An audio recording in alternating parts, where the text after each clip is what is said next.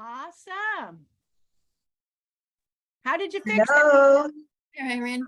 Wait just a minute. I've got holiday music on. Just a minute.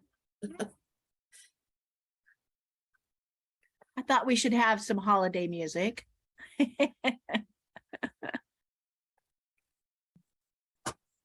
How's everyone doing? Good. How are you doing? Good, thank you.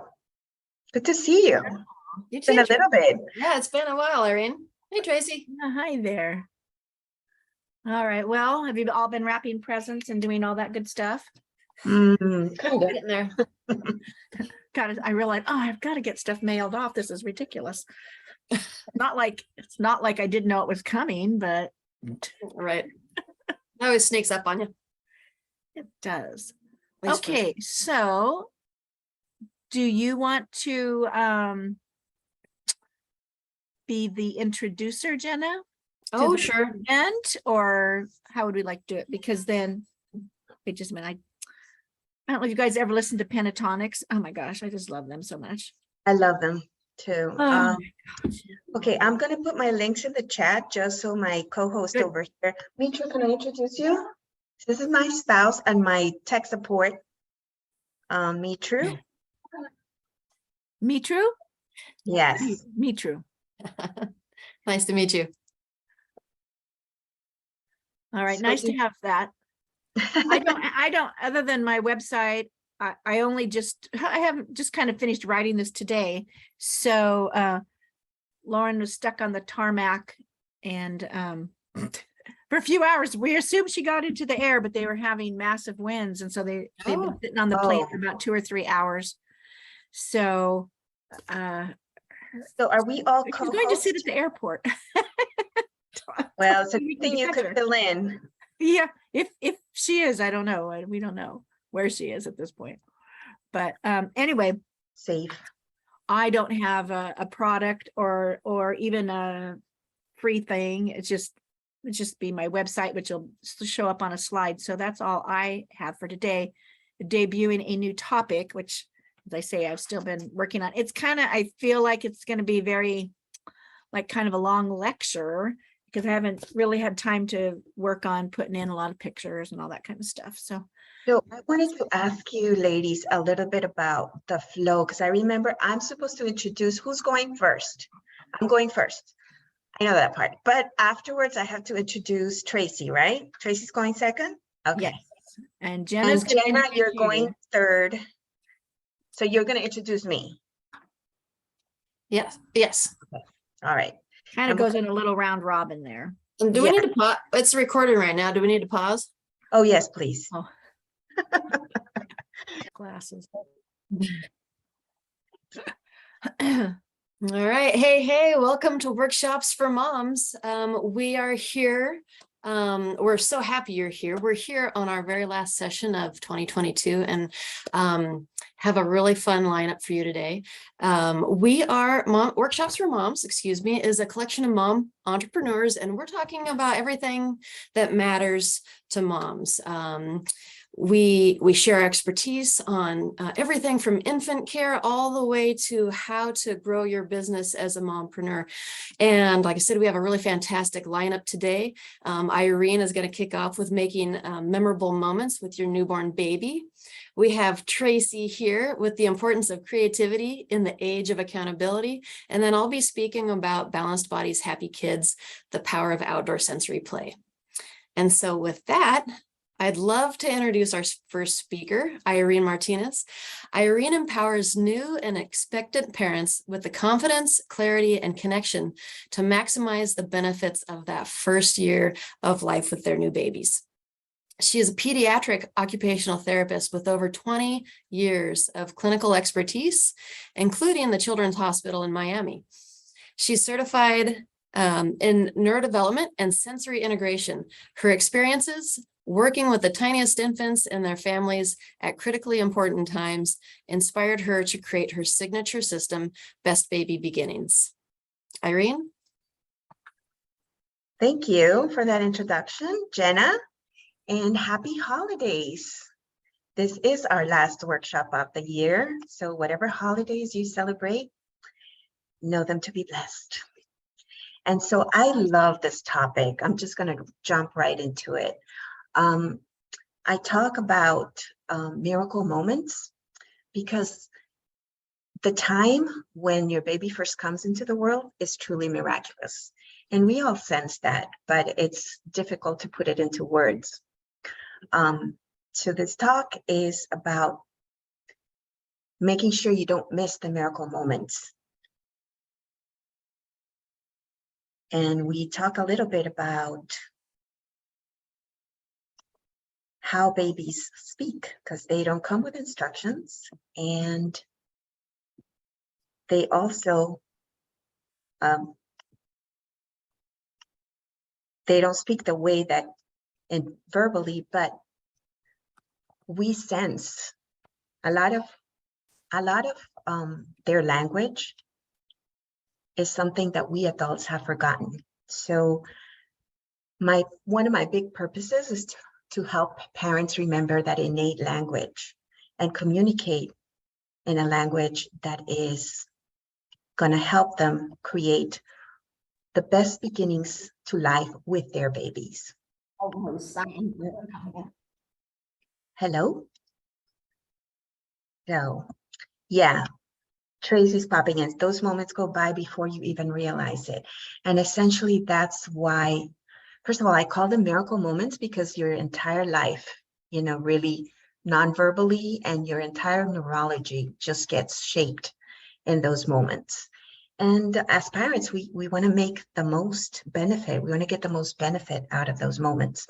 We want to make sure that parents don't miss out in that nonverbal communication and that connection that is going to last a lifetime.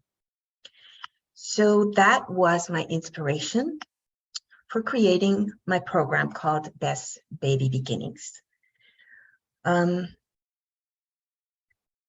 is through the experience of parenting, really, that we really end up growing quite a lot.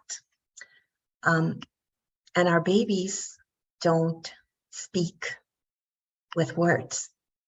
But can anybody here tell me, how do babies speak? Because we're all very intuitive here. So I'd like to see some ideas in the chat. Most of our communication, even as adults, is nonverbal, but we are not that conscious about it. Now, babies are born fully conscious. So does anybody have any ideas how babies speak? Like some of their love languages? You can pop them in the chat. You can just unmute yourself and take a get. Cuddles, that's right. Cuddles is a big word. Touch is such a sensitive thing. Some of our babies will respond better to certain types of touch, particularly when they first get, I like to call it the unwrapping, when they come from the womb into the world. They go through this transitional period with certain touches are very welcome, and others are a little, and depending on the baby, some of them are going to be stressful. So it depends, like at the beginning, how you touch a baby, how you welcome that infant into the world makes all the difference. And as adults, sometimes we override those signals. What I love to do is to help parents feel at ease with their nervous system so they can be really receptive to enjoying and maximizing that early experience with their infants and taking advantage of those miracle moments, as I call them, that are going to shape the rest of their lives. So who else says, yeah, I do believe touch is really one of the primary languages of babies. And it does literally shape the way they perceive the world. You can go on to the next slide. And as adults, we are very sensitive, but we don't often put it into work and take the time to really connect with that. So it is my privilege. In our program, Best Baby Beginnings, we have sessions where we actually regulate our own nervous system so we can connect with our babies from that space.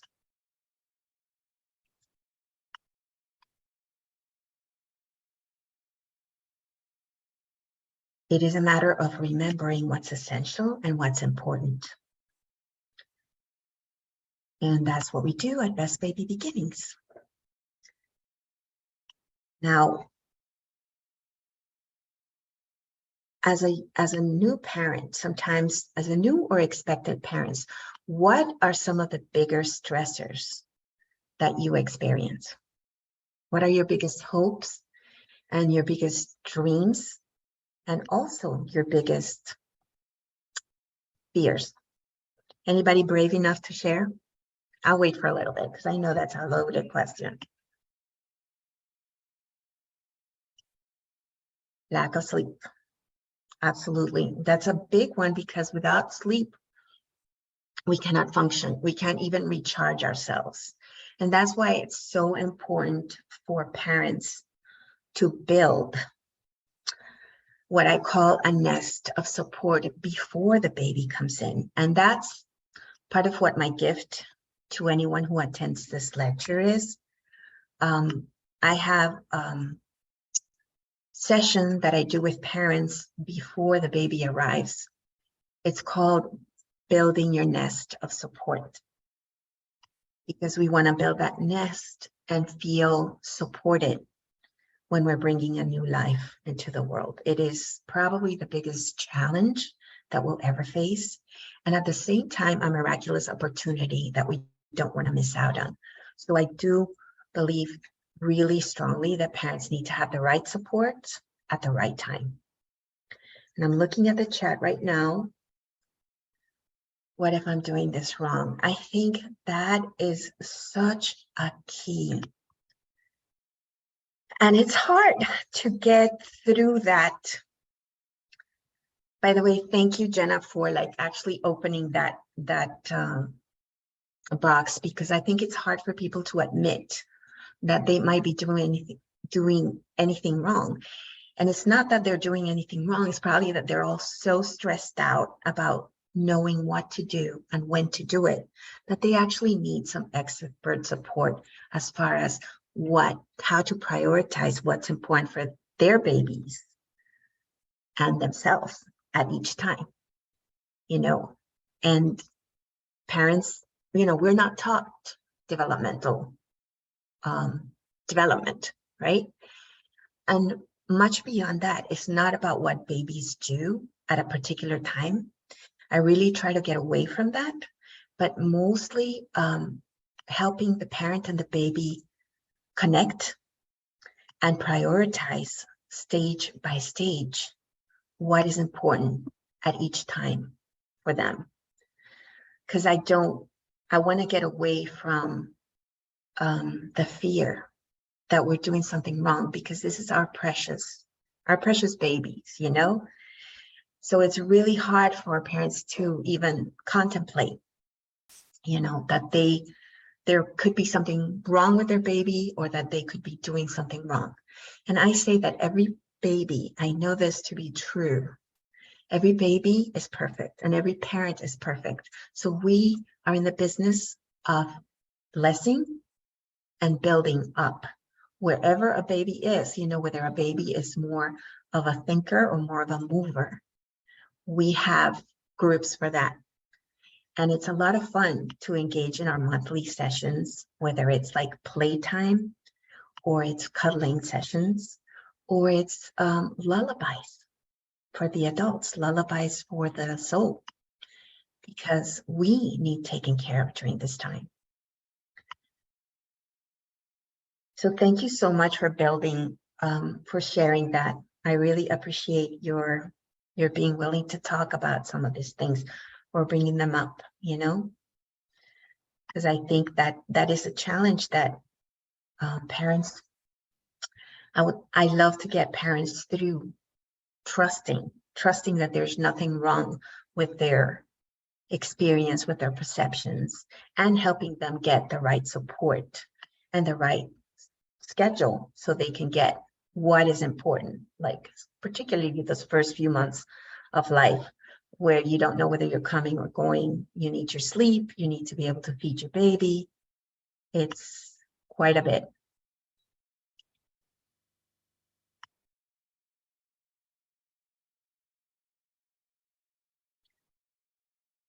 So with that,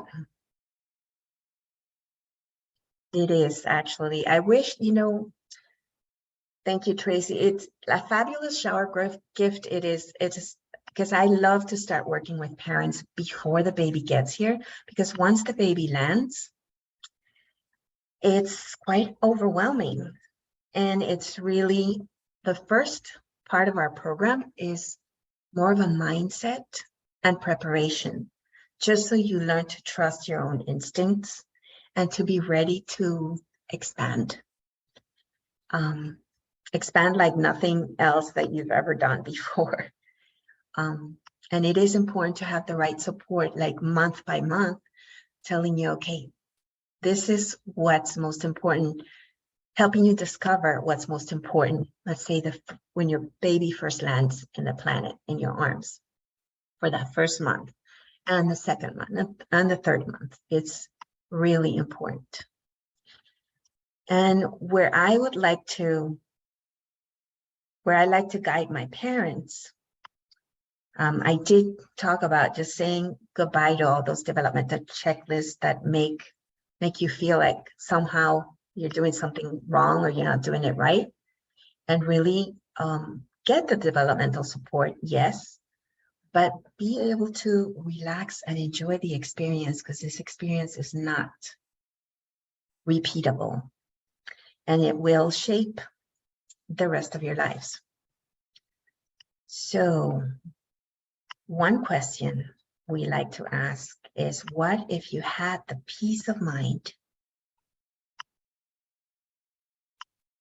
What if you had the peace of mind to know you're giving your infant the best beginnings to life?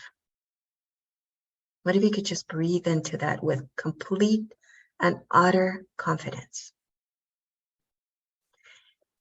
And not just that, but that it was easy and joyful for both of you.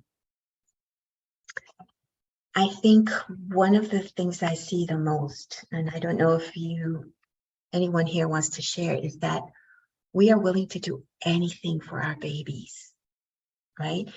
But in those high expectations, sometimes we forget about our own needs, and we cannot give from an empty cup. We really need to be nested and supported while we're going through this.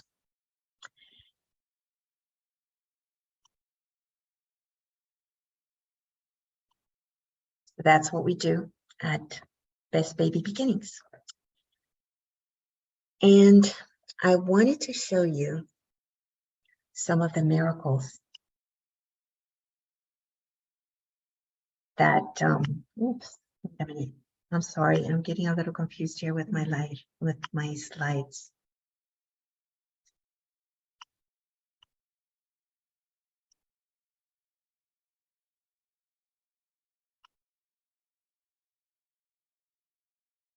So I wanted to just visit a little bit. Okay, we're going to the miracle moments now, because I did promise you that. And these, like Tracy was saying before, then they're over before you know it. So if you have someone by your side helping you recognize them and build upon them, then it is a wonderful thing. So the first miracle moment is something quite ordinary, but I just wanted to show you what happens really in everyday life. So apart from the lullabies of the soul that we have to help the parents regulate their own nervous system along with their babies, we have times of contemplation, right? So we're going to look at our babies and we're going to see all the miraculous things that are happening right in front of our eyes. Like, what do you feel when you look at this baby? Anybody?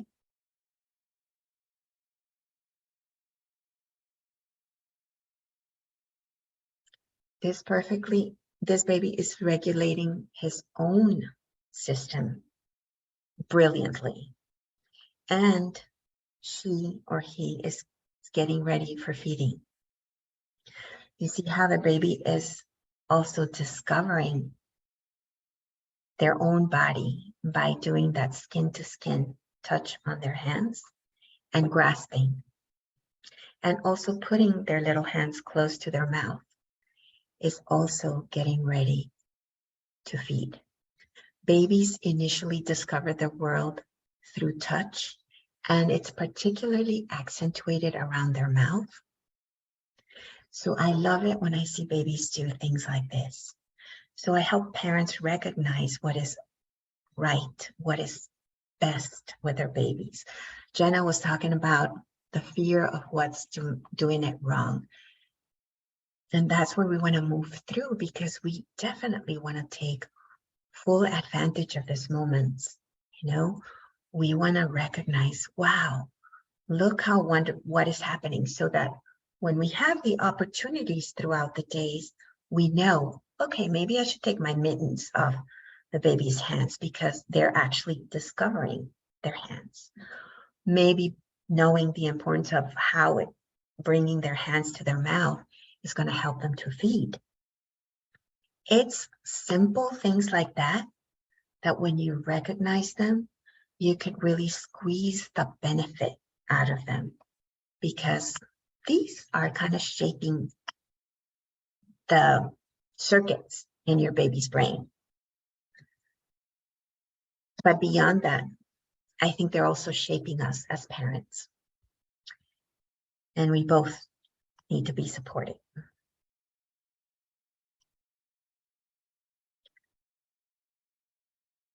On the next slide, I'm going to talk a little bit about things that happen naturally, like reflexes, like grasping. That is such an important and beautiful way of connecting with your baby. When I was working at the children's hospital, sometimes the babies were so fragile that it was hard for the parents to even touch them. But I have to tell you, the reason why I call this miracle moments is because with just a touch of the hand, in one picture, you see a baby kind of disorganized and kind of craving that touch. That's called fingers play in that first picture that you see. The next picture, you see the baby holding on to a significant other. And that's how they also grab a hold of themselves, by grasping, by connecting. And believe it or not, this grasping is also going to help them not just feel safe and connected to their significant others in their world, but also help them to feed, because it helps with sucking too. Am I losing you all, or are you here with me? The next one is one of my favorites. What can you tell about the mom in this picture? The mom, one of the things we do also is kind of, you talk about context, right? And setting the context for a relationship between the parent and the baby. And it's an inclusive relationship. So I try to get away from, I have to put my baby first, or put my own needs first, because we kind of go beyond that conversation, because we consider this as a whole. The mommy and the baby need to be thriving. And in this picture, you see how she's thriving and how confident she is. And she is supporting her baby just the right way, because her baby doesn't have motor control yet, but she knows just where to put her hands and how not to put the baby completely against gravity, because the baby can't quite, doesn't have the muscle control yet.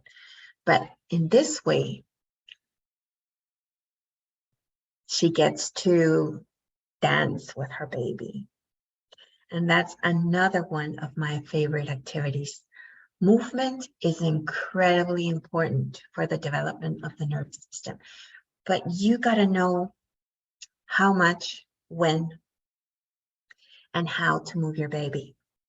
In this picture, you see that everything is going beautifully because the mother is confident in her holding the baby. She has the baby at just that right spot.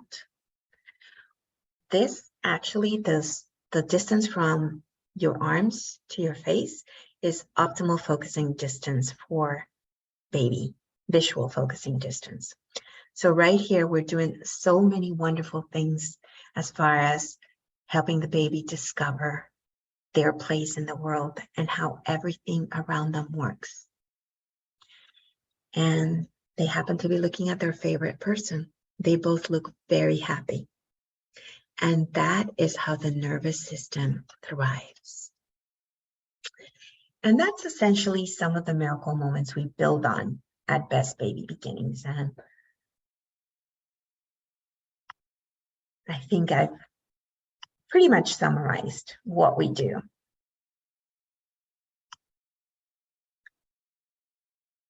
And with that, I'm going to come to the end of my talk. Best Baby Beginnings is the signature program. You can sign up at bestbabybeginnings.com for our talks. I have a bigger talk during the month where we demystify developments. We tell you what areas of the development are important and when. We also help parents take advantage of those vital windows of opportunity that only happen at the baby's first year. Our nervous system, yes, it adapts throughout the lifespan, but that first year is a miracle field. And that's why I call them miracle moments. And we are there for you. We're creating a community. And my gift is already in the chat. So you can have a free consultation to either build your nest of support or connect with your superpowers to parent your new baby.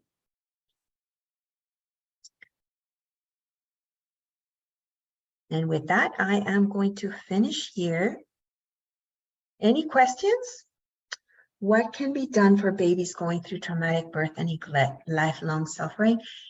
That's a huge question, Tracy. I'm not sure that we can address all of it at the time, but just like I said a second ago, the nervous system is adaptable throughout the lifespan. We used to think it was just those first 3 years. There's a lot of adaptation. Thank you, Mel. It's a pleasure. You can catch more of the talks if you sign up at bestbabybeginnings.com, and you can gift also some of my consultation times. I give it to the people who come to my talks. So it's an easy way to get a free consultation. So don't forget about that. To go back to Tracy, I don't think that we are meant to do lifelong suffering. So there is a lot of adaptation, and people are learning more and more how to co-regulate and how to regulate their nervous systems. Now, it needs to be safe space to do that. And there's a lot of techniques, I think, that are very effective. But I've seen the first few years of life, I've seen such miracles that I don't doubt that we can adopt. I do want to tell you one study, if I may, really fast. You do know about the Romanian orphanages and how the kids, their brains actually literally withered because of lack of attention and touch, even though they were fed and they were clothed, right? But that human component. The good news about that is that a lot of the areas, once they got into relationships and community and more affectionate, more attention, more appropriate types, more human connection, their brains, a lot of their brains were adaptable enough that they took up over functions for other parts of the brain. Now, you never know how that's going to happen, but we are adaptable and we are miraculous. That much I know. I've seen enough, and my greatest teachers were the tiny ones at the hospital that everybody used to say, you know, all these kinds of things. And I would almost tell the baby, don't listen. You have the truth inside you, go, you know, because they do. They're like sponges. And yes, we do help overcome medical and other types of trauma.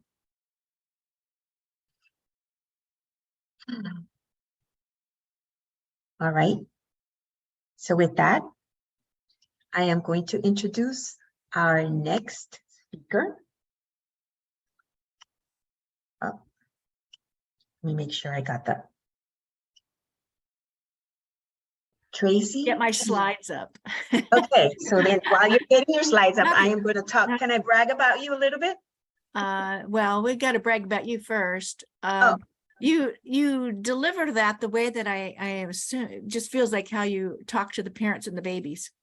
It's very soothing and very calming, and yeah, so very interested in what to be done for the little kids that don't get this, you know, this loving, and we see them, I mean, you see them in school, so, you know, it breaks your heart because this is so marvelous and wonderful. And those of us who've really experienced that with our own kids, you know, we want every child to have that. Yes, and it's never too late. And we human beings are miraculously adaptable. We are, you know, and the more neuroscience that is out there, the more there's evidence for that. So there's absolute hope. Jena, can you make it so I need to be able to screen share? Yeah. So can I brag about you yet? Oh, okay. Yeah. As she hopefully gets her slides up. Okay. Okay. All right. So Tracy Williams Cheney is a master teacher, having taught thousands of kids over the decades, PK through 8th grade, 4 generations, starting with Gen X. You're going to have to explain Gen X to me. Tracy was selected, excuse me? Go ahead. Tracy was selected to serve on the California State Education Committee to write the new art standards for the public schools adopted by California legislature in 2019. She produced an award-winning public radio show covering education for 5 years called Making the Grade.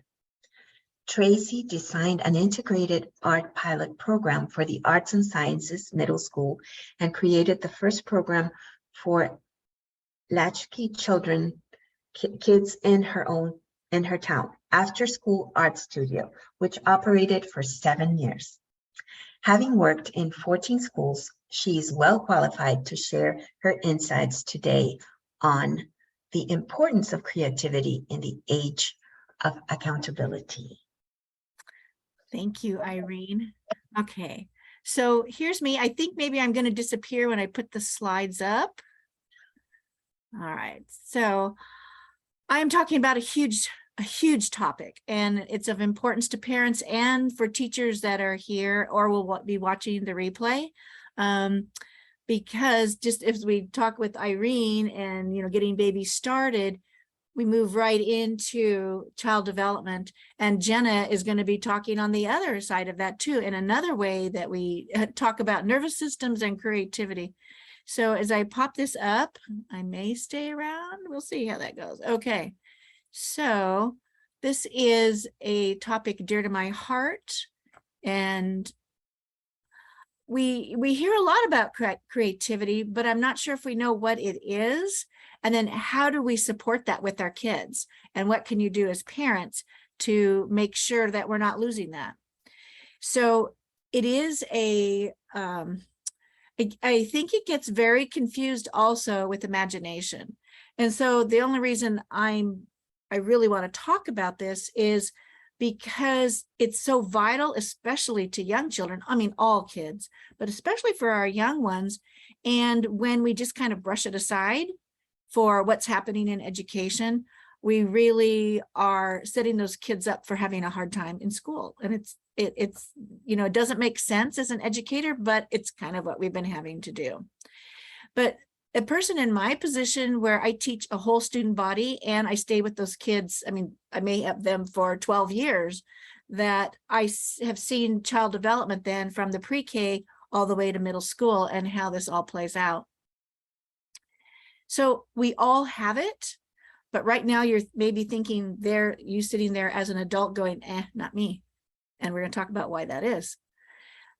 So creativity is not, the way I see it differently from imagination, is it puts things together and creates something new. And two outstanding examples of that is the printing press, which not only changed the world, but people's thinking and what's possible, actually came from a coin press, and then having the idea about doing the movable type.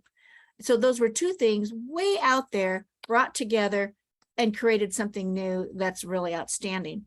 And the reason I have a space shuttle here is in the movie Apollo 13, which I love, to save the astronauts, the scientists who were so skilled in math to get that whole thing up there and going, had to actually come up with solutions that the astronauts stuff they had, and they were all working what we have, see it in a new way, and with the most simple things, brought this very complicated mission to a successful end and saved all the lives aboard. So that to me is creativity.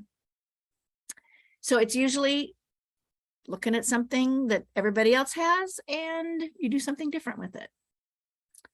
So it's the creative process that puts imagination to work. And we certainly think of our little children live in imagination, and the way their brains are developing, that's where they live. So what we have to teach with our older kids is, and this is what I work on, is what we really want is flexibility of mind, is really what we're doing. So you're not just stuck, that you can move through things when they don't have a right answer. And the thing is, school is teaching you to find the one right answer. But when we work in this side of things, it doesn't exist. And you have to be able to work your way through that. I love this quote so much. And there you go. Okay, so imagination, when I think about that with Walt Disney, he had a whole group called the Imagineers. Things that don't exist right now, but you think about what you want to do and we'll figure out how to do it. And look, all the stuff that they do. I mean, they just had a blast. Being an Imagineer was quite a fun job where you're creating things that have never been. So that's where I see it a little bit differently. But what we want to really pay attention to, because school should be getting kids jobs, and we've been through different kinds of economies. And right now I was at a workshop for writers, but it's like we really are in the creator economy. So you need to know how to create things and make a living out of that. It's not enough to know about things, but you need to know how to, or know how, or the makers, all of that is where seems to be, they think, is where we're going now. And I like this quote from Einstein too, that, we think of him as working with math and science and extremely rational. And he was a postal clerk, and working on these ideas at work and at home had nothing to do with coming at it, from anything but an imagination point of view. Okay, well, I'm going to share this with you, but I don't want you bashing teachers and schools over the head, because that's how it's used, unfortunately. So, and I was just looking last night just to see, is this thing still around? Yup. And it's what's wrong with schools. But back in 1968, when NASA was, we just had landed on the moon and hiring, and they had some psychologists develop a test to give to adults to see if they had imagination and if they would be a fit for NASA. And the psychologists had the idea to give it to children who are in Head Start, which we think of those as children are, a little more special needs as far as economically goes. And they found out, they were just shocked that these kids were geniuses. They all were scoring at the top of this thing that they were giving to the adults. So they took the same kids 5 years later, gave the test, and noticed how much that imaginative thinking had dropped. 5 years later, when those kids were in junior high, 13 to 15, right, adolescent, their imaginative thinking had gone so far down. And then most adults hardly even are on the scale. Now, of course, this was administered before we ever got into screens and laptops and all the stuff that we're into now. And lots of creative tests have been developed since then, but this one gets used a lot to say, okay, this is what's wrong with school, which you can say yes and no. I'm not using it as any other thing than parents be aware of what's happening, but part of it is just growing and brains that are growing, and they're in different places. And that's what we'll kind of see as we move through this talk. But what I really noticed in the mid 2000s, I guess, as well, the iPad was invented in 2010. So coming up to that, and then after that, kids were just complaining a lot more about thinking being really hard. But we also have to say that education got harder too. What we're expecting of kids, everything, it keeps getting shoved down. So the colleges shove it down, and until first grade is now down to 5-year-olds. It's, what kindergarten was for us is now preschool, and first grade is what our kids are experiencing is kindergarten. So we're in this age of accountability where test scores are so important, and the pressure has gotten to have that one right answer. So that's very focused thinking. It's not the expansive thinking that creativity and imaginative thinking would have you be. And when we're asking kids, when we get to wanting them to do, okay, well, we've got to do some creative stuff here, they just are having a hard time, which they shouldn't be. This should be normal and natural. So what we're going to do is just look at the two modalities of thinking, which Irene, we were just talking a little bit before the show started. So we have very, very complex thinking capacity as human beings. And, in the 70s, they really started to do work into how the brain functions. And it's still, going on. But when we look at right brain, left brain, and we've all heard that now, it comes from an art teacher who was teaching people to draw on the right side of the brain. And it's just become part of our lexicon, but I'm not sure if we understand how it applies to kids and the different functions that school and what we're asking kids to work in. So left brain is very much about imitating. So the skill of being able to look at a blackboard, the teacher's writing things on the board, to be able to look at that and do that on your paper, that isn't just natural. That is a skill that we need to teach. We assume kids can just do that. Not necessarily. And when we're saying, oh, but we want you to think about this yourself and be original, okay, that's kind of on the other hemisphere. And, kids spend a lot of their day with left brain modalities. And I'm speaking, we're all talking here. So we're all being very left brain right now. We've been thinking about our topics and working on them, which is really the nonverbal, but here we are having a left brain experience, really. And so school does teach kids how to do that well, because that's what's going to count, college or anything else. That's what they want to see. And you ask schools to teach something, and schools do teach it, and they teach it well. I have been through so many different movements. When you have this span of teaching, it's like, okay, we can't do that anymore. We've got to do this. Okay, and school will do it, but something else goes by the wayside. So we really do, we're working hard. What's all the headlines right now is, oh, kids math and their reading, their scores have dropped. It's never been this bad. We're not even talking about imaginative thinking at all. But it's really interesting when kids will come to an art class and they've spent their day doing all these other things that are very left brain. And then they sit there and I say, what are you doing? I'm waiting for an idea to hit. It's like, that's not how we generate ideas, really. And we want to do something. And they don't know how to do that. So creativity has a different feeling to it. And you've all experienced it. You know, it's when you get that aha, or finally you've been thinking about something and you finally, the answer comes, like when you're in the shower or on a walk. That's all creativity. That's all right brain type of thinking. And that feeling where time does not exist and you can spend hours doing what you love. That's not being a random person. That's being very much in this type of thinking. And I love, all these quotes, I really do love them. All right. So when you're being creative, you're actually doing something. And I will have kids, just pick up a pencil and doodle. And doodling is a direct access to your creative thinking. So doodling has a very important function. It's not a random, mindless kind of thing. But one of the things in the creative process, and that's hard to teach kids, is being able to give feedback and not be perceived as judgment or criticism. And I have to say, with a lot of females, we take it as criticism, and art being very tied to your soul. Those things, comments, not even intentional comments, you got to be so careful, can rattle around for the rest of their lives and impact not doing certain things because a teacher said something, and it may not have been a criticism, but it's really, really a fine line that we're walking there.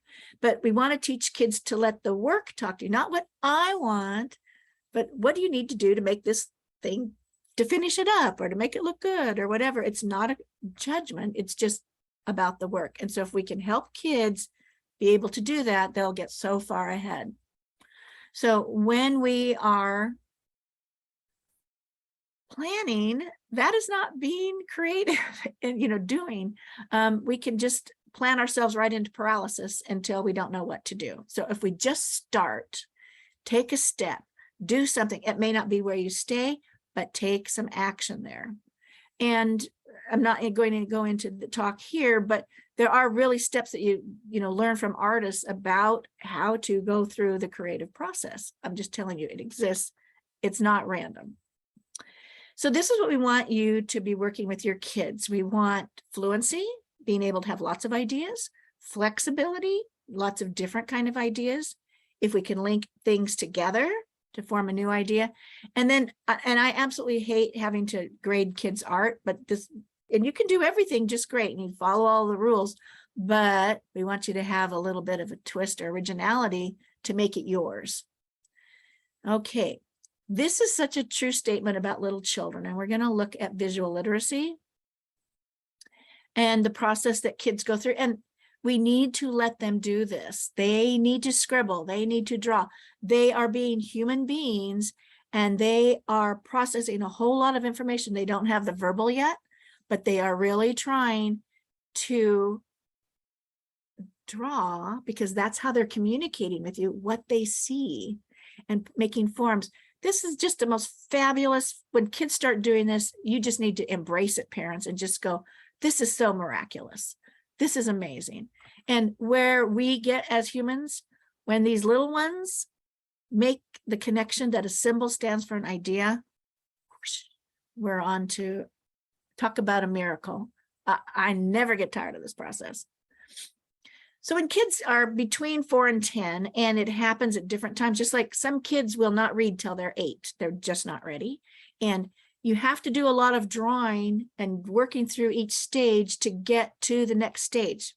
We can't leapfrog it. We can't draw. We can't hope that, we can make a kid do something that they haven't worked their way to. The kids have to work their way to it themselves because it's an inside job. It's not from out here, from us telling them.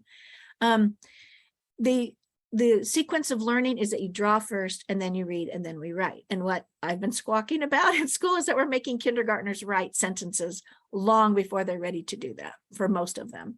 But you can tell where kids are in their thinking because of their drawings. And every child is different, and the environment that they're in and their access and what they're interested in all has a part to play in that. So that's why we can't say it's very linear. And by the time you're 9, you're going to do this. Not necessarily so. But When we get to around 10, 11, kids need a really impactful drawing program because what they want is realism. And when we don't give it to them, which we don't in most situations, kids perceive that they can't draw. And so all the way that they've been communicating up to this point is cut off because their eyes have developed now. When you get to be about 10, now you can see like adults can see. You can catch better, all those, you're coordinated, all of that's starting to happen. And you can perceive that your drawings are not measuring up and they're comparing themselves to adults. It's like, eh. And so then they start closing down and don't want to do it. And so we can't say that that's just all a matter of school. Oops, part of it is that now language is dominating, whereas the little children, that's not so, but that's what they've been taught and that's how we communicate. And this part is falling away. We also have the analytical mind developing, and you really see it with girls that have had school mastered since kindergarten. And when we give them things that they don't feel now that they can do well, like drawing, it really, it makes them close down. And I hear girls at 9 years old in 4th grade going, I can't do this. It won't even take it, won't even put a mark on a paper because it's so tied up with their self-esteem. So we need to move girls through, and girls need to draw things that the boys do, because the boys get to realism more than the girls do because of the things they draw. And girls will get captured around age 11 in hearts, rainbows, and flowers. And I've seen it generation after generation after generation. I did it too. It doesn't matter where I am in, it's just this girl thing. And there we get stuck. Which is where I think most Americans are. They're stuck about where they were in 6th grade. If they don't push themselves through or get some instruction, they come to think of themselves as uncreative. They think it belongs to somebody else. And the thing is, a lot of those people maybe become principals and they so undervalue art instruction, and creativity is kind of an incidental byproduct of school. No, it's not. So we're only going to be successful as we've got those little minds open.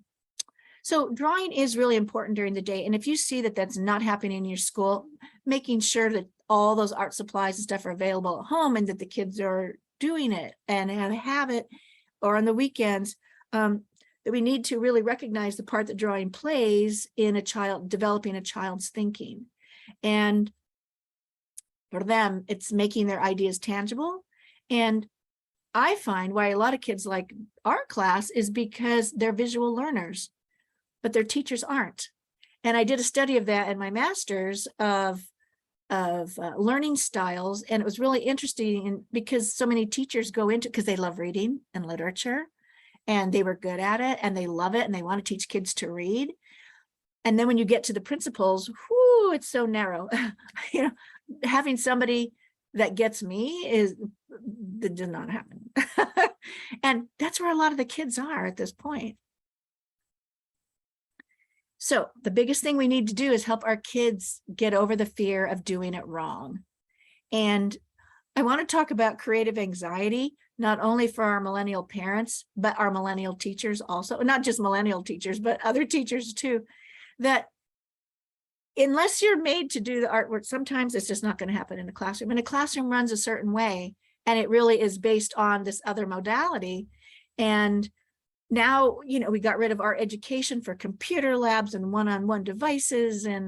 And so when we're going to do a creative activity in a classroom, it shifts everything so much. And that's why a lot of teachers, it's like, they don't know what's happening and why.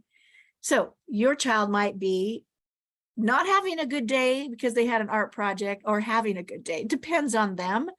But I have walked into a classroom, a 3rd grade classroom, and I can know who the math and science boys are, come right up to me and say, I don't do this. I don't like this. And I'm going, boys should be drawing. This is not normal and natural, because their natural proclivity takes them usually to architecture and other things. At 8, deciding that you're not good at this is just not normal. So that's why I'm always, what is happening that you would be, I'm walking into your classroom for the first time, you've never even met me, but you're already freaked out about what's going to happen. So is the teacher. then we've got the girls who are, okay, I have to do this perfectly, or they become very clingy. In teaching in junior high and high school, they become very angry because they don't want anything less than an A. They've got the perfect grades, and you're not going to be the one who destroys it. There's just so much in all of this. Now, for a lot of boys, school has gotten rid of the way that they learn best. So this can be a really great experience for them. And we want to make sure that the kids who've fallen through the cracks have this opportunity, because this is the way that they learn the best. I served on a board at a alternative school, and the first thing I noticed was, wow, it's almost all boys. And two, man, so many of these boys are great artists. What are they doing here? What happened that they are not getting art instruction? Because alternative school is workbooks and rote, and they are not getting the way that they learn the best, and they become art taggers. This is also, you've got to have these opportunities for these boys to shine in a different way in the class. They may be the class clown or the one who just never gets this, and kids have pegged them a certain way. But man, when they have an opportunity to shine and they need this, it can really change the relationship with the teacher and their classmates.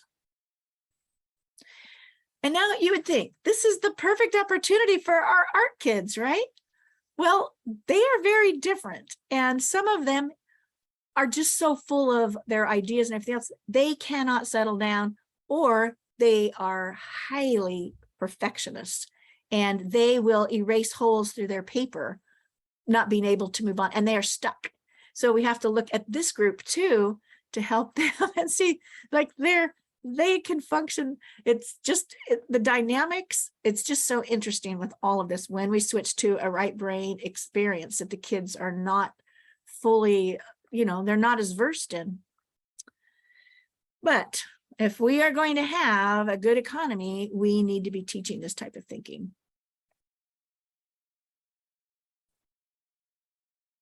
So I don't like putting school as a creativity killer, but for the things that we've talked about, yes. I mean, obviously I'm a teacher and I love school, but I understand the problems.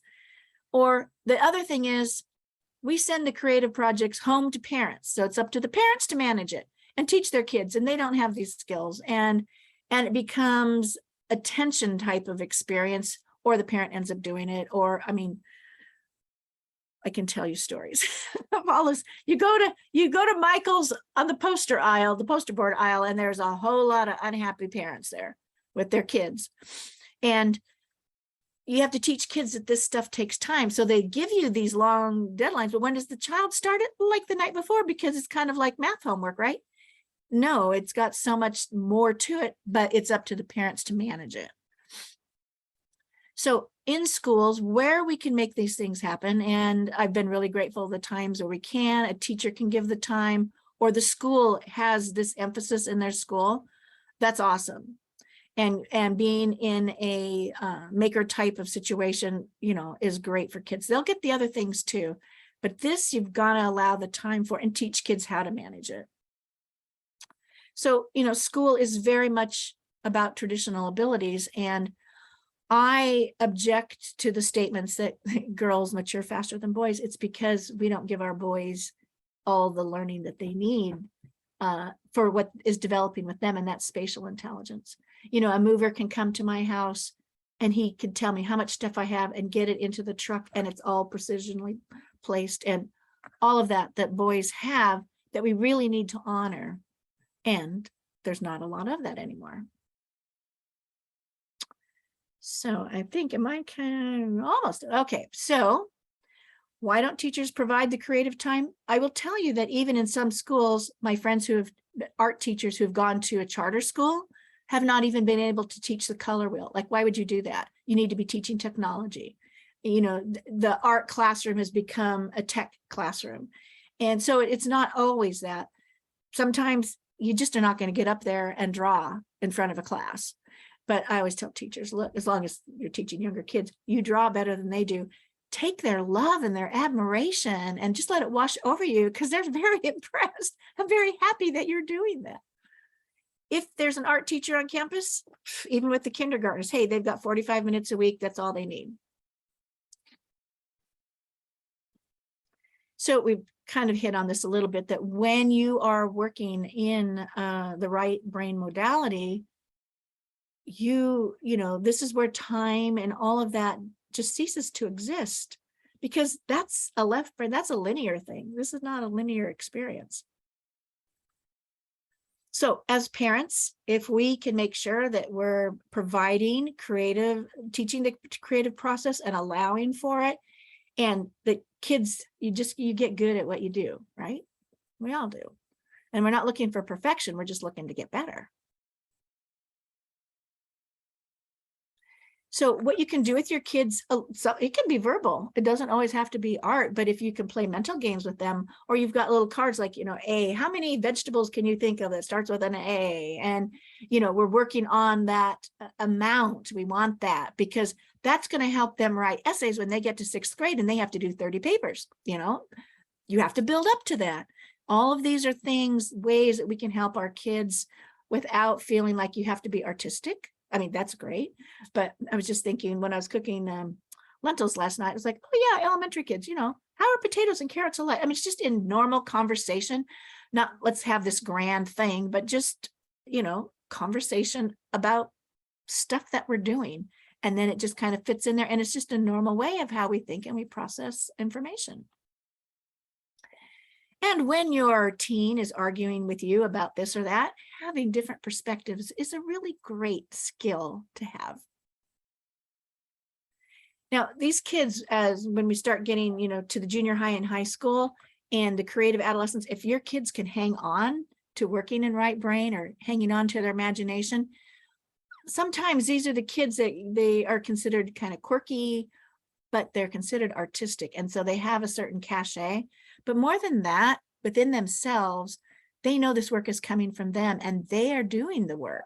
This is them. And it's just, that's why I think I've had just great success with coaching kids to do their best work for contest stuff. And they have just done so well, is just really understanding where they are. And if we can focus on hyperactivity, and if we can, you know, get all of that with them, and they can be very, very sensitive, but helping them to work through those issues just really moves them along, because they're going to become very creative adults too. It sticks. So creativity is, as we've said, kind of a messy, all over kind of experience, but that's not a random thing. But it's things that you do, and that is the creative thinking. That's what we're wanting to develop. So thank you so much for having an interest in this topic that's been my soapbox for 40 years. When I worked with a preschool, it was teachers of 3-year-olds and 4-year-olds. That's why I wrote this book, because they weren't even doing art at that point. Because I said, why? I said, oh, I hated art when I was a kid. So that translates to what they're teaching now, to when the kids need it right the most. And so that's why that was the impetus for writing the book, was for my own staff to say, this is why you need to be doing, this is why you need to be giving the kids not just choice and, oh, we'll do some coloring. No, you need to have really systematic art instruction, especially with the smaller children, because that is where their thinking is at this time. So I thank you so much for your time. I know that was a lot of information, and that's the problem. Don't put me on my soapbox topic because I love it. So now, Jena, I hope I have not run into your time. Oh, wait a second, Tracy, I have a question. Okay. So what you said about standing at the stove and cooking and asking your kids some questions, as you were talking, I had already been thinking about how can parents kind of build this into their day and their kids' day? What are some easy ways just to shift our thinking a little bit to get them into their creative mode more often, which, I mean, would be good for both of us, right? Yeah, parents need it too. I mean, really, if you talk about regulating your nervous system, is sit down and color. It will do wonders for you also, because it's moving you to your right brain, those modalities too. You need that. But I was thinking about my grandmother, how much we would just play, just had alphabet cards and stuff. And we would just spend time on playing little cards with alphabet cards and all go through names, or that's what I'm saying. It doesn't always have to be that we're counting. It's great if the kids can have a table that's set up for them with all that stuff, and they don't need a lot. But if you can do it through conversation, because that's you and your child bonding, you may not feel like you have time to sit down and color. Chances are you might not do that, but in conversation when you're cooking or, and certainly, reading stories, you naturally do it because you're looking at the illustrations, they're getting exposure to all of that. So I think it comes in through the everyday life that way, rather than you feel like you have to give your child an art lesson after a long day. Yeah. They've been at school and daycare, and you just see them to cook dinner and put them to bed. So conversation. Yeah. Awesome. All righty. Yeah, Irene says doing activities together. Yeah, I think there's so many just small moments that but both of you have been talking about those small, capturing some of those really small moments and paying attention to one another, and just the experience in bonding and having conversations. And absolutely. And I want to get out of here. Okay, now I want to unscreen share, stop share. There we go. There we go. Yeah. The moments It doesn't have to be big.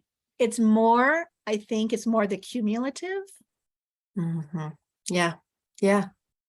Because that's what we see in the classroom. When the teacher does something once in a while, the kids go bonkers because they don't have experience to be able to handle themselves. So. Yeah, it all builds on it, on one moment to the next, doesn't it? Yeah, absolutely. Tracy, I love those quotes. Me too. I'm going to turn on a little more light. It's getting dark in here. Okay. Well, I just got word that Lauren's plane is finally down. Oh, that's bright. All right. So good thing I stepped in today. And I've been thinking about this anyway. Now, am I just making a mess of,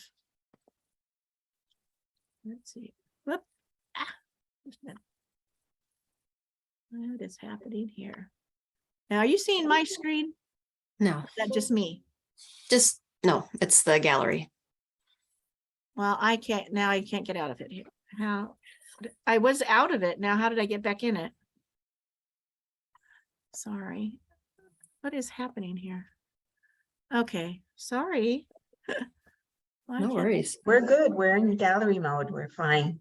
No, but I'm saying, why can't I get out of this thing? I was out and then I popped back in. This is there. There we go. Okay. Now are we out of there? We're out of everything. Well.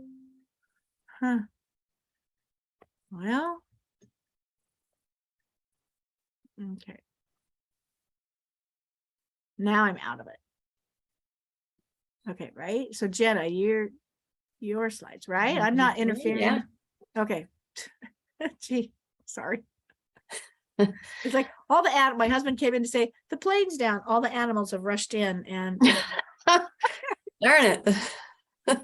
I can be distracting. No. Yeah. So are we ready for me? Yeah, sorry.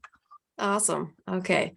Well, my name is Jena Jauchius. I am a landscape architect and nature play expert, and I have been designing children's play, learning, and therapeutic environments for, 22 years now. And so in 2020, so when I say children's play, learning, and therapeutic landscapes, I'm talking about nature play spaces, outdoor classrooms, learning landscapes, sensory gardens, and all those places that children love to do their play, learning, and growth and development. In 2020, I shifted gears a little bit, and now I'm focusing on teaching parents and early childhood professionals how to create sensory rich nature play spaces at home or at their childcare center or wherever they care for or working with children. And so I'm just going to share my screen and introduce you to, can you see two little faces? We Yes. good to go, Tracy? Okay, perfect. Okay, these are my twins, and Ed and Alvy, they are 7 years old. And as all siblings are, they're very different from one another. Etta is a 24-year-old pushed into a 7-year-old's body. And Alvy will tell you that she's part dragon or dinosaur or both, depending on the day, but they're very different from one another. And I'll tell you, being their mom for 7 years has given me more insight and appreciation for the work that I've done and the work that I do than any professional experience ever could. And so because of them, in part, I've really kind of tailored my work to talk about children's senses and their nervous system and how creating nature-based play and learning spaces really does, it is so incredibly beneficial for children at any age. And you know, those magical years that Irene was talking about, toddlers, you know, all the way up. I really focus on kids from 9 and under for the work that I do. But these are my kiddos. And so I love talking with moms. I'm just going to flip through my Canva here instead of going full screen with it. I love talking to moms because we all want the best for our kids, right? We want them to, you know, have fun and enjoy their lives and be happy and healthy and just discover what lights them up. And, you know, I'd love to see if I can find my chat now that I've got things all over the place. What are some things that you want for your kids? You know, I'd love to hear if you just want to pop in the chat, and I apologize. I'm all minimized here and I don't know where the chat went to. So maybe Tracy, you could read a few out loud if you see a few pop up. But for me, I mean, as 7-year-old twins, I want them to know who they are and to live in their authenticity. Tracy, do you see any pop up? Feel free to shout. We've got like doing activities together, and we have a mom who's got a 4 and 7-year-old. All right, that'd be Mel. I know who that is. So anything that you want is possible for your kids. And it is through my work as a designer of children's play and learning spaces. I've realized there's one really big factor that us moms need to understand and pay attention to so that we can better help our kids have a happy childhood and to really set them up to lead happy, productive lives in whatever way that they're meant to, right? And so that one thing is their nervous system.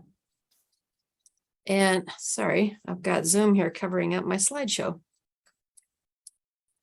That's right, I couldn't get out. Let's see here. Darn Zoom. Okay, here we go. Okay.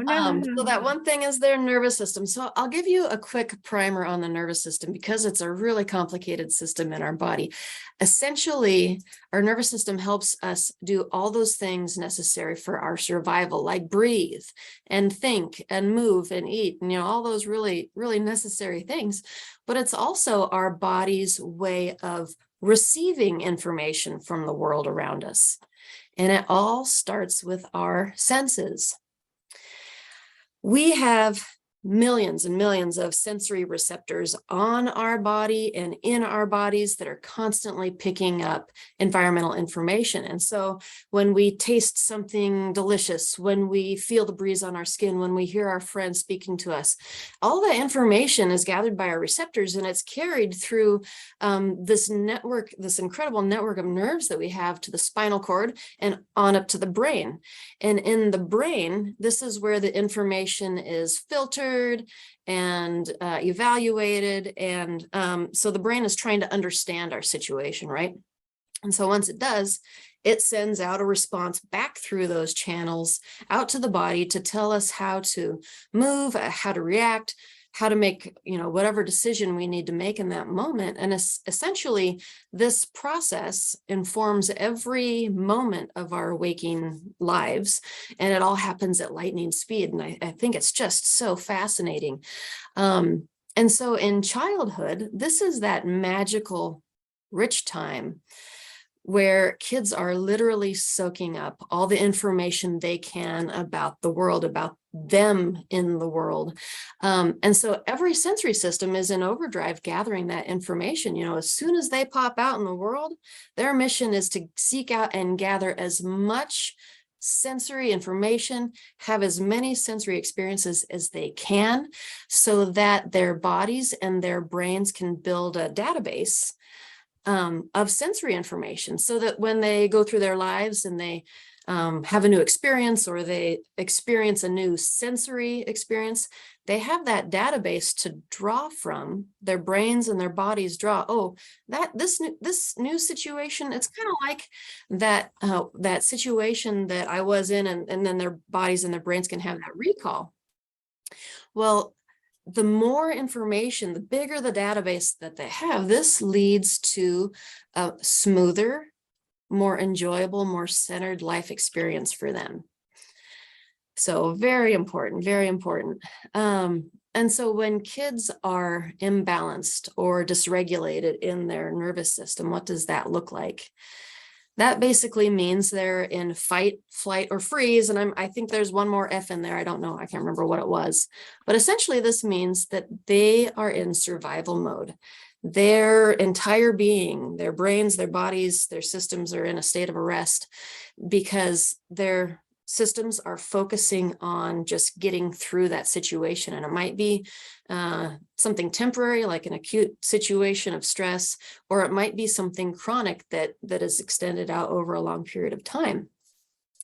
But it really lessens their abilities to do all those beautiful things that kids are meant to do in childhood, like play and learn and socialize and connect and just, imagine, and all of these things that they do as children and that they're supposed to do. And so what are some of the causes? And I will tell you, it's similar for adults. What can imbalance their nervous system also imbalances ours. And some of these things include lack of sleep. Sleep is so important for all of us. Eating processed foods or too much processed foods, especially if you have a kiddo with sensitivities to chemicals and things like that. Too much screen time can imbalance our nervous system. Not getting enough movement or activity, also kind of related to screen time. Not connecting enough, not getting enough connection, whether that's with you, their mom, with their family, with their friends, with nature, being able to connect with themselves. All of that is really, really important, and can balance or can cause imbalances in their nervous system if they're not getting enough. And then stress can come in just daily from so many different angles, and so on. That's not just the whole list, but there's more. It just depends on your kiddos and your daily life, right? And so with a healthy nervous system, this is where Tracy was talking about that state of flow. And with a healthy nervous system, our kids can easily access that natural state of flow where they can be in deep, rich learning, where they can be in meaningful, expressive play. They can be more imaginative and creative, as Tracy was talking about. They can more easily connect with others, with nature, and with themselves. They can be grounded and feel safe in their bodies. And this is the state that kids exist in by nature. And this is their homeostasis, where, this is where their bodies are always trying to get back to. And so what can we do to help our kids maintain a happy nervous system, or to help them get back into balance when they are dysregulated? We have to help them get back into their bodies. We have to help them have lots of movement and play experiences, have a lot of sensory experiences every day. And ideally, this is outside, being outside as much as possible, because outside where nature is, and I'm not talking about nature with a capital N, like wild nature necessarily. That's beautiful and wonderful. We don't always have access to it, but nature with a little n is just as beneficial. It's just as important. And it's right outside our back door. It's on our way to school. It's a walk in the park. It's just getting out in some fresh air. It's so accessible to us. Nature's restorative. And that's why, as adults, I'm sure everyone can think of a moment where they felt stressed out and they went and took a walk, or they went outside and just had some fresh air. A day at the beach, watching a beautiful sunset. All of these things are restorative, and that is nature helping us restore the health and balance of our nervous system. So I'm going to ask you a quick question, and since I can't see my chat, Tracy, I'm going to have you help out. I would love to know what your kids love to do outside. What do they love to play? I'm always curious what, because it's always so different. My kids, this is Alvy, the younger of the two. She loves to live in her imagination. And so I built a little sensory garden out in our yard, and we have a little space for her to have these little fairy garden pots. Meanwhile, my other daughter's over in the building area. We've got all sorts of building materials. She's out building something, and she was building a big slingshot before the winter hit. So it's always very different. And Tracy, if anyone's, there's my chat. Building forts, making potions, walking through the woods, playing on the playset. Yeah, absolutely, Michelle. I love all of those. Let's see here. So I'll ask you another question. So what if you knew that you had an outdoor space at home, and it could be a space in your backyard. It could be maybe if you just have a patio, or if you live in an apartment and you just have a balcony. Or maybe you don't and you have time in the park. But what if you knew you had an outdoor space at home that had the power to feed your child's senses, to calm their nervous system so that they can grow and develop with joy and confidence? I mean, that was really the reason why I mentioned just a minute ago, I built a sensory garden at our home, partly for the kids, well, in large part for the kids, partly because I'm a geek and that's what I do. But when I started creating this sensory garden at home, I knew it was something that was going to support them as they grew in so many different ways. And so, when I send them outside to play now, I know that they're going to get exactly what they need. They're going to go out and find what they need, sensory speaking, but they're also going to find things to learn, things to notice, things to observe, things to wonder about. I mean, there's so many different things that happen when kids go and play outside. And so I would really invite you to look at your child's play space, to look at time outdoors as a incredibly valuable tool in your child's health and well-being. And it's also a valuable tool to support you as a mom, because when I send my kids outside, I know that they've got this incredible space to go to. And if you have something at home, if you have a play area, could just be a really small nook that they have. But it is a space that they can go to daily. If they are struggling, if they're in sensory overwhelm, it's a space they can go to and balance themselves, to soothe themselves. If they're having a great day, it's a space where they can go and elevate and do all sorts of wonderful new things. But essentially, it's a really valuable tool for happy body, happy nervous system maintenance for them. And so I'm going to jump into nature play and talk really quick about nature play, because this is the work that I do. And through my 22 years of doing this, I am just in awe of how incredible it is for children's growth and development. So nature play is essentially, it uses natural settings, materials, and features to create an amazing wide variety of play experiences, learning opportunities, and therapeutic value. And the therapeutic value it speaks to the nervous system health that I've been talking about. But if you have a child with a neurodiversity, sensory challenges, additional support needs of any kind, the therapeutic value goes well beyond nervous system health. And that's a workshop for another time. But please know that these are amazing tools for children of all abilities and diversities. And the wonderful thing about nature play is that it gives kids the necessary healthy sensory stimulation to grow and develop in their own way. So if you've got a nature-based place outside, your kids will go out and find the sensory experiences and activities that are going to feed their body and make them feel good at any moment in time. And that's going to change from day to day. So just a snapshot of some of the long list of benefits that nature play has for kids is we've been talking about brain development. Irene mentioned this too, brain development and neural connections, nervous system health. It grows body confidence because they're moving their bodies in all sorts of different ways, helps develop motor skills. It boosts immune systems just by being outside. Maybe they have their bare feet on the ground, but their hands are in the dirt. That in and of itself will help their immune system. It helps build language and communication skills. Tracy mentioned sparks imagination and curiosity, and it helps kids self-regulate their emotions and their behaviors, their sensory experiences, and very importantly, nature play helps children feel connected. If you're outside playing with them, they're connected with you, they're connected with their playmates, they're connected with nature, and of course with themselves.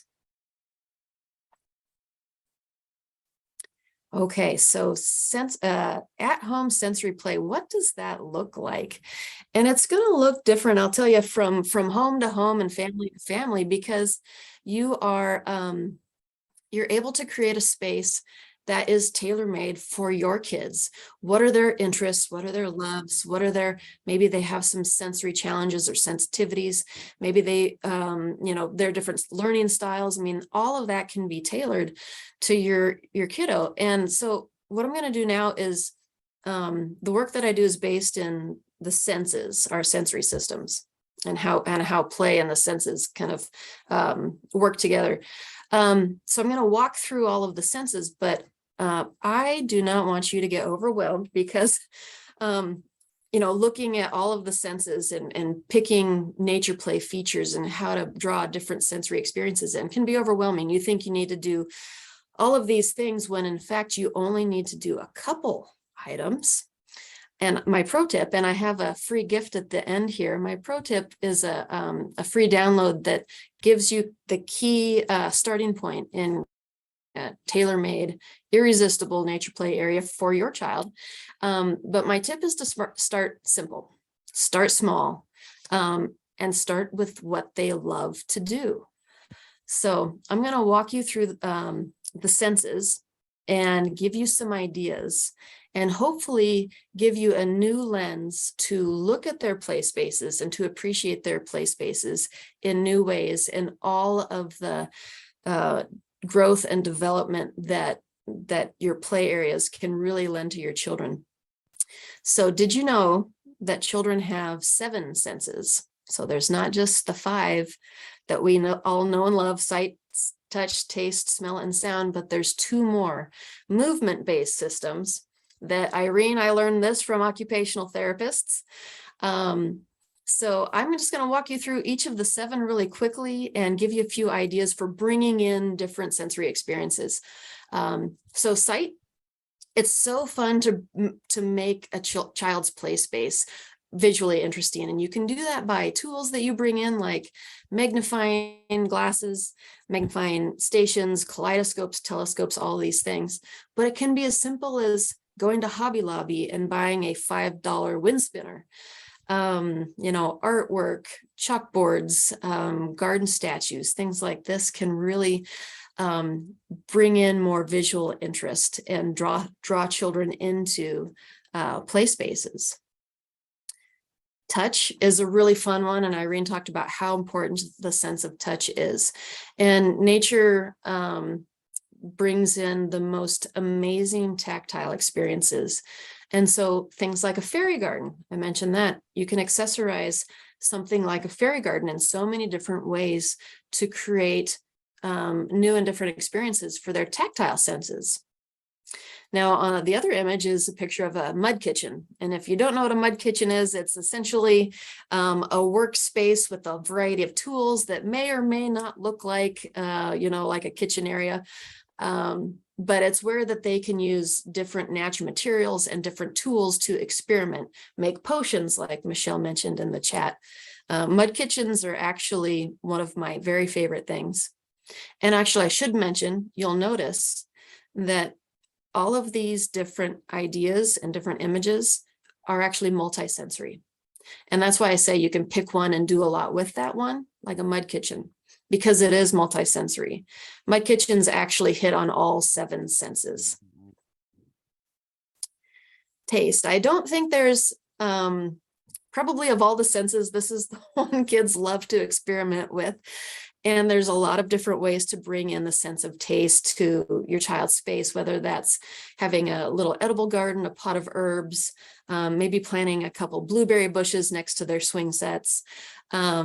Maybe just having picnics outside more often will bring in that sense of taste into their playscape and to bring that new dimension and sensory experience.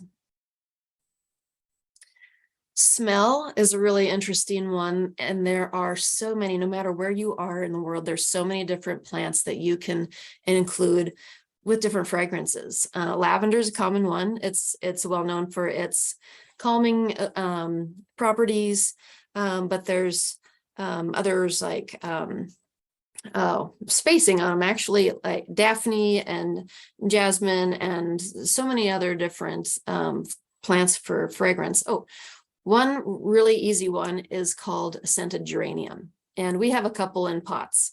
And you can go online and literally order a scented geranium in like a dozen different scents. There's rose and chocolate mint, orange, ginger, citronella. So, I mean, literally you go online and you'll find so many fun and really interesting fragrances just out of one plant. It's really phenomenal.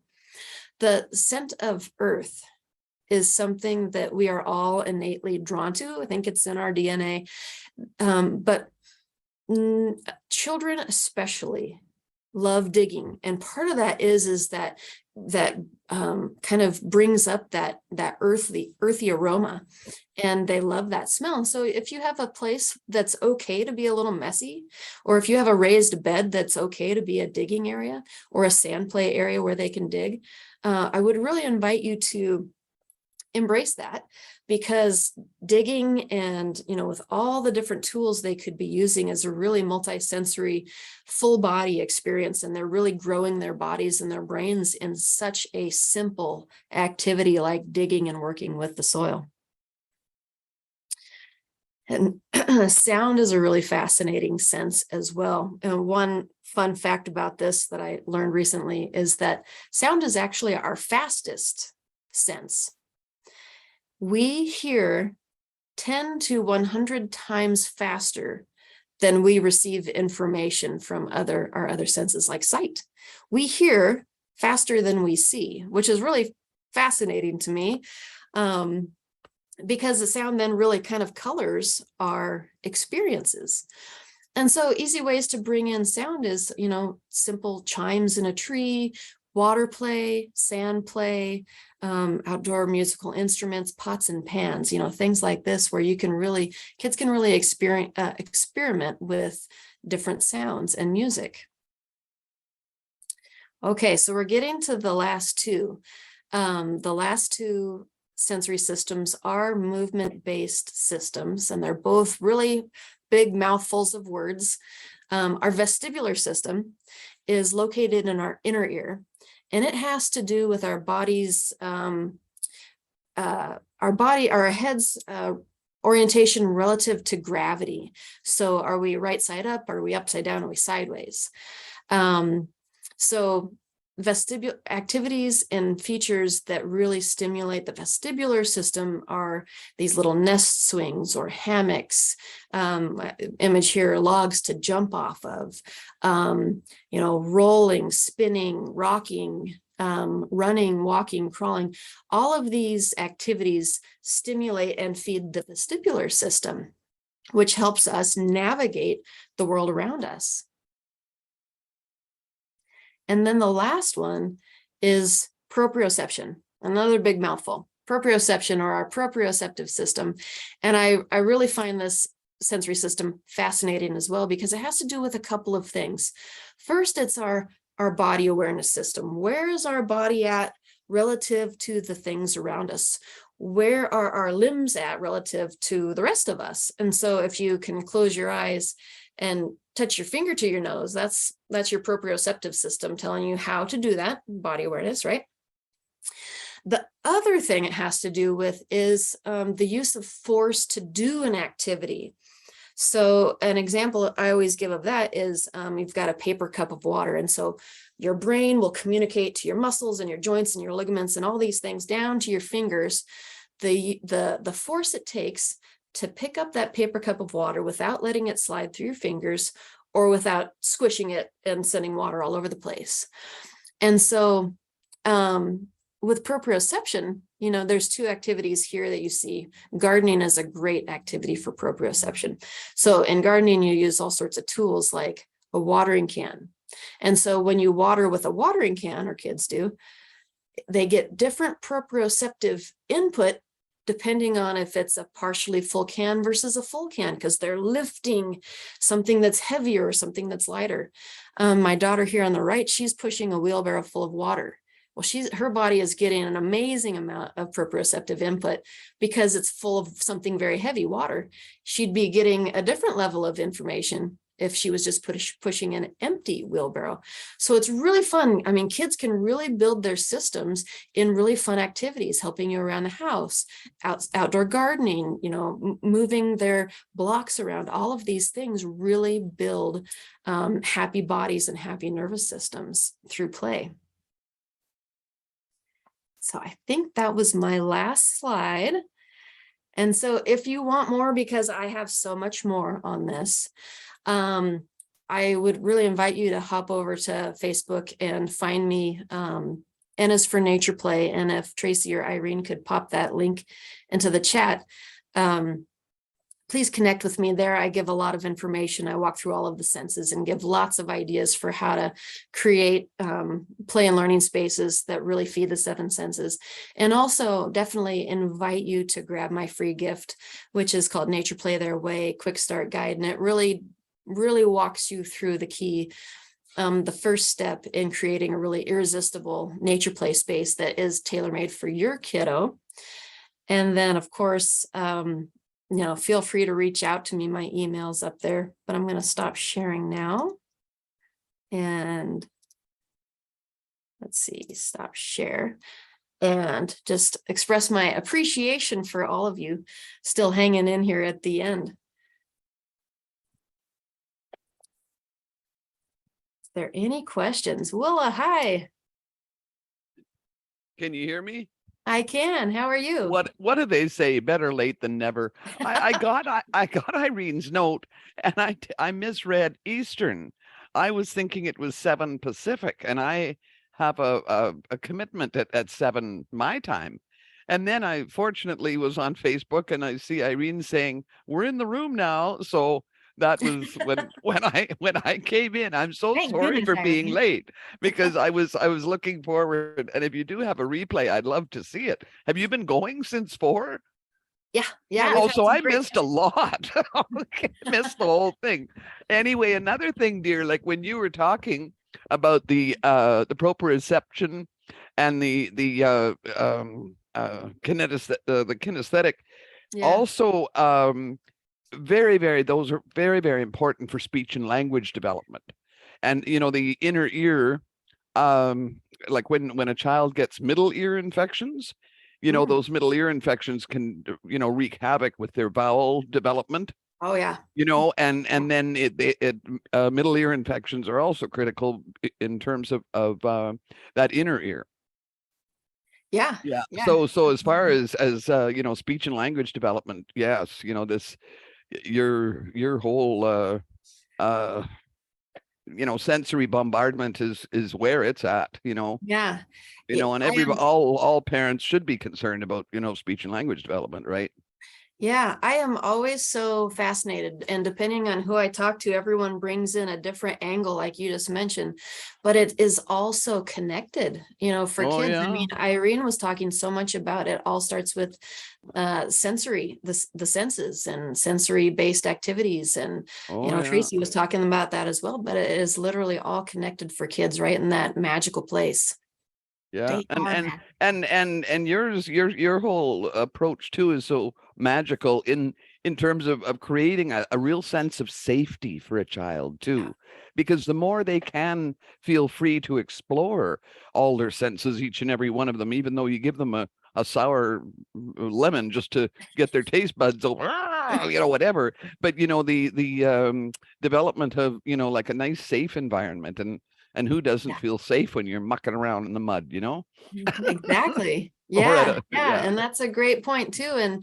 And the sense of safety is that's a key component too to calm your nervous system. And if you don't Yeah, have that thing, big that time. sense of safety for kids and adults, I Yeah, suppose, because yeah, when adults don't feel safe, that's when we're helicoptering and yeah, not letting kids go out and explore. yeah. So Oh, that's interesting. yeah. Yeah, and I'll look forward to asking you, to maybe come and talk to my moms. I'm just launching, although I'm dealing with, grade 4 to 8, reading challenges. At the same time, these kids are they're essentially building their fully individualized reading programs. And, we end up, in even in grade 4, we may end up in mud cakes and and when we get into their hobbies, we get into some crazy stuff.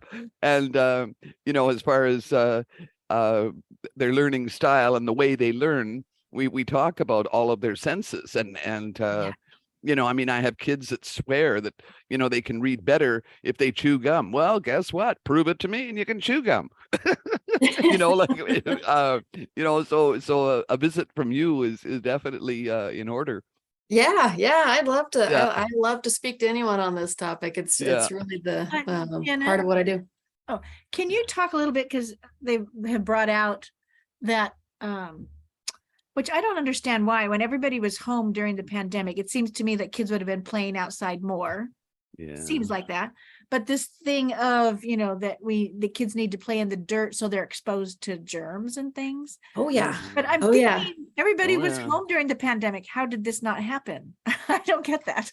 I can't answer that question, Tracy. Yeah. But there are so many studies done, and in fact, I think it was the last time I spoke on this, Willow was asking that question too. There is a book out, and I cannot remember for the life Eat of me Dirt the by gal's name. Josh Axe. Yeah, well, Eat there's Dirt by Josh Axe. okay. Is that the one? There's another one recently put out by a doctor, a pediatric doctor, about the importance of kids getting their hands in the dirt Yep. and how it builds immune systems and the microbiome in our guts, how it makes Friendly bacteria. healthier. Yeah, exactly. Yeah. And it is incredibly important. And for kids with neurodiversities, it's even more important because they're more sensitive. And so if they can kind of, and they may not want to, these are the kids that may not want to get their hands in the dirt, but if they can start kind of building their comfort zone in that, then they get all the benefits as well. So yeah, it's that's a big one too, Tracy. Yeah, or Tracy, probiotic. I take them every day with soil-based organisms in it. We're getting our best probiotics from soil-based organisms. So that's why, mucking around in the dirt, you're exposed to all those friendly organisms that are actually in your gut, and all of our eating habits knock the socks off these guys in our gut. So if we're mucking around in the mud and getting a few more of them, or getting a few more off the dog's hair or the cat's hair, Yeah. good. Sleep with your dog, sleep with your cat, eat mud, eat dirt. Yeah. I mean, we're meant to be like totally like whole body physical experience with nature, with dirt and all of those wonderful things. That's how we're meant to be.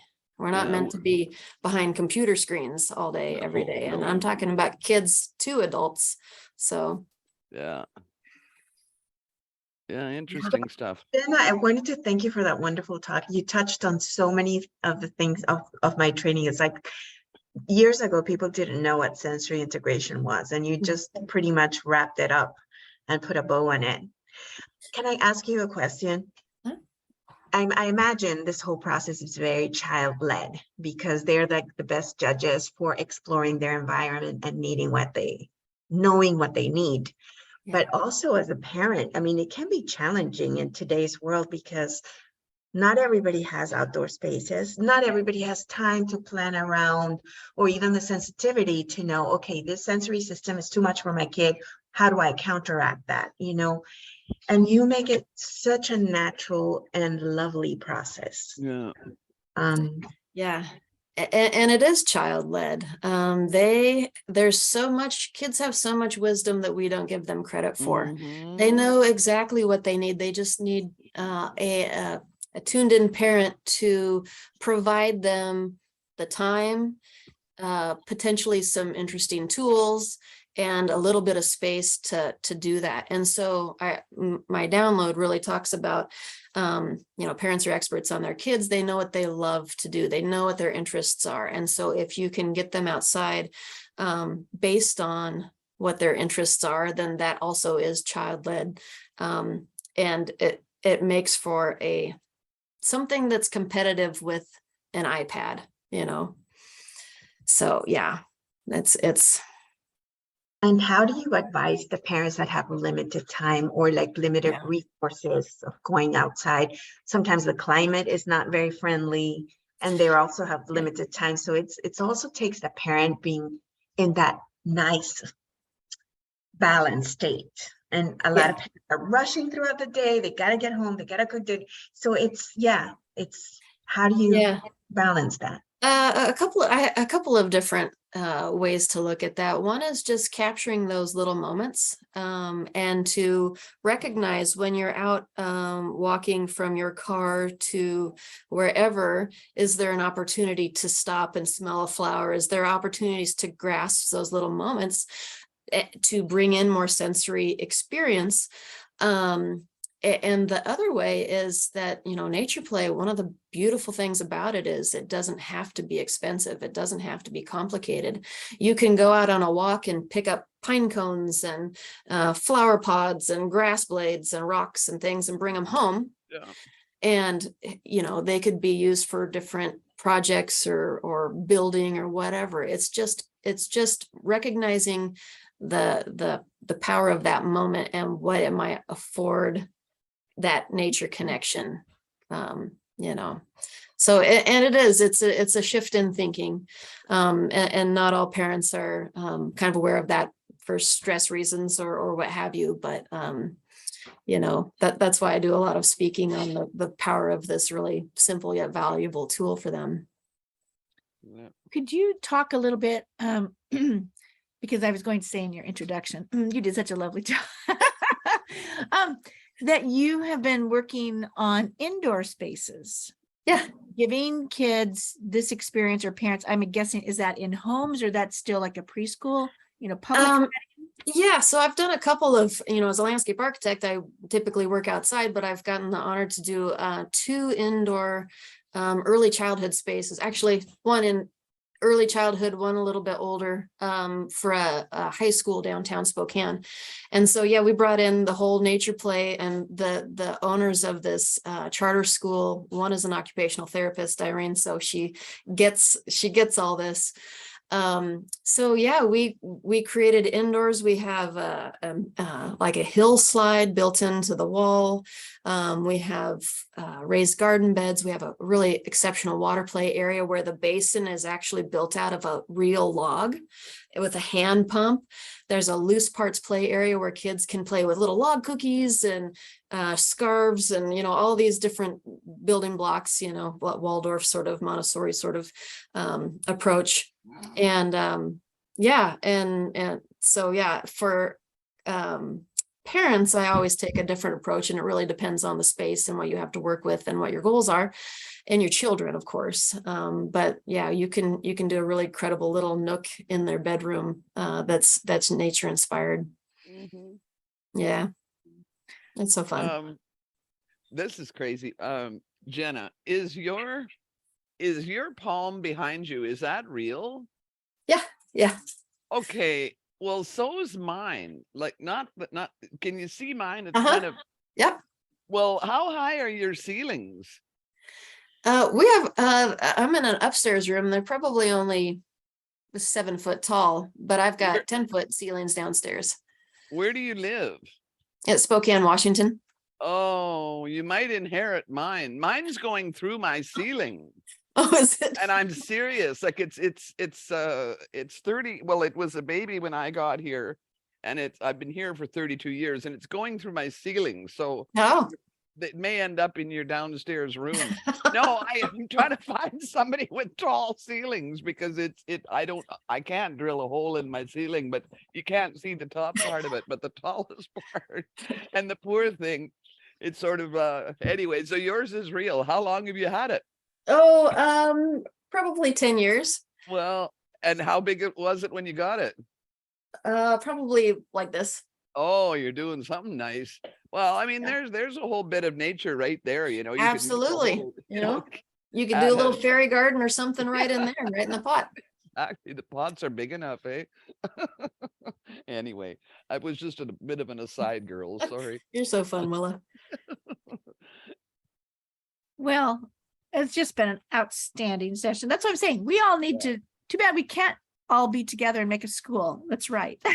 It would be an awesome school, I tell you. It'd be a lot of fun. It would never be the And same. I wouldn't get my job cut. How many times has that happened to me as an art specialist? But anyway, wow, I just get so inspired. And, you know, you come off of these sessions just feeling, well, I have teenage grandkids now. They don't care about the fairy garden and all that stuff anymore. But I still feel very inspired by the talks and the concepts, and want that for every kid. It's like, Oh yeah. you know, wow, it's like we need to fundraise so kids can have all this stuff. Yeah. They can have a good baby start and have all of those things. But The parents supportive. it's just been a wonderful spending this time with you women who are, you know, doing great things, but also making your expertise available to others, because they are really great concepts. And you might not, how would you be exposed to them any other way? But, you know, through this, that it's like, wow, just things that you haven't thought about, but it just really touches you inside. You want to do something about it. So great Yeah. talks. And to everybody, we certainly wish you a really happy end of 2022. As we said, this is our last show for this year. And we have been bringing shows to you since October, and we will pick up January 12th.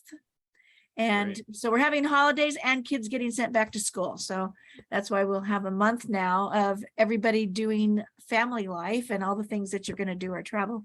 And we'll be back here almost same time, since we stopped on an afternoon, because we alternate Thursday mornings and afternoons. I'm pretty sure we'll start on a Thursday morning on the 12th at 9 o'clock.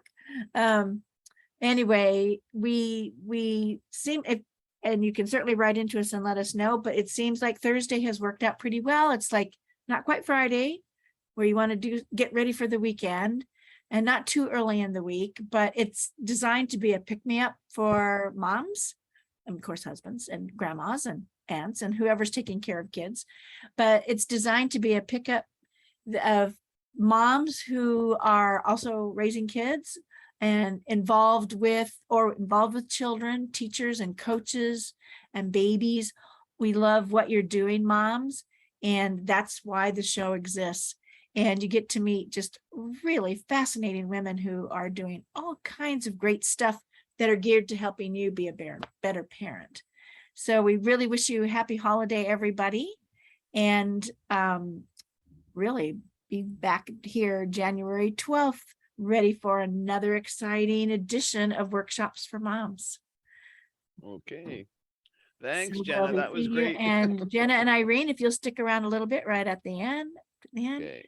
And Love you Mel, nice all. to Have a see wonderful- you, and Mitru. And I saw Kat.